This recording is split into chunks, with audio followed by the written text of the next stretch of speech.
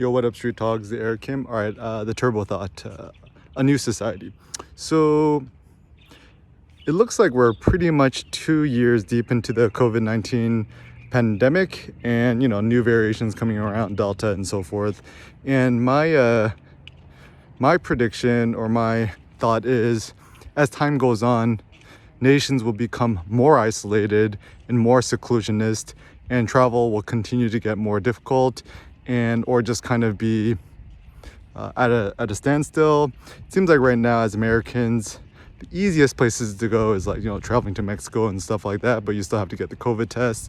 And so I predict as time goes on, more and more people are going to stop traveling as much, maybe more local travel and whatnot. But anyways, so and also at this point, it looks like Amazon runs our lives. Amazon, Google, Facebook, whatever, Apple.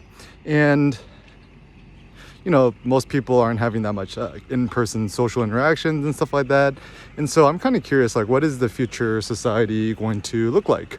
And one of the practical thoughts I had is, rather than waiting for this society to come, we are the ones who are going to be building and fashioning it. And ironically enough, it's probably the best time to have children, because you get much more flexibility at work, you can work from home, so forth. And I think about this a lot, especially now that I got baby Seneca, is that, how do I want him to be raised? Like, is he just going to go through the basic K through 12 education? What kind of extracurricular activities is he going to do? Am I going to homeschool him and have him become one of those weird homeschool kids? How much do I want him to socialize with other kids and stuff like that? Because it's tricky, because at this point, almost every social interaction you make is like a calculated risk, right? It's like, how much do you care about people X, Y, and Z to interact with them or not? And so we can't just mindlessly socialize like we did before, right? And so we had to become a lot more cognizant and a lot more thoughtful and mindful about these things. So, just like my hot takes, I think the future rulers of this planet will probably be like a hybrid between, influencer meets computer scientist meets philosopher. I still think that sociology will be very important moving into the future, because even you think about the whole working from home phenomenon, this is kind of a sociological thing. And ironically, when I studied sociology at UCLA, shout out to Terry Anderson and Dr. Mark Jepson, Dr. Terry Anderson, right?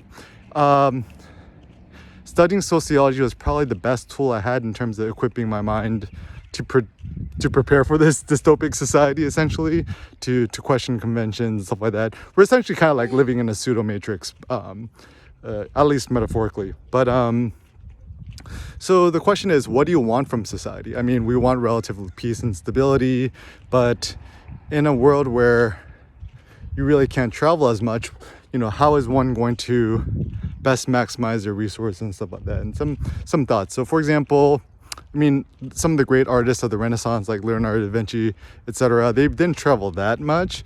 They just kind of hunkered down and focused on the artwork. And,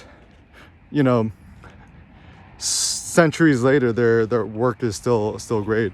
And so, part of it is just focusing on digital arts creation, photography, writing, creating books, PDFs, stuff like that.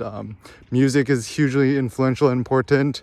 Even if you think about Kanye West and the way he's been able to influence the culture, is that he is the most interesting, opinionated person out there, possibly, who also indulges his creative pursuits like music, fashion, etc., kind of like a child. And I don't mean to say that in a disparaging way. I mean to say that in a creative way.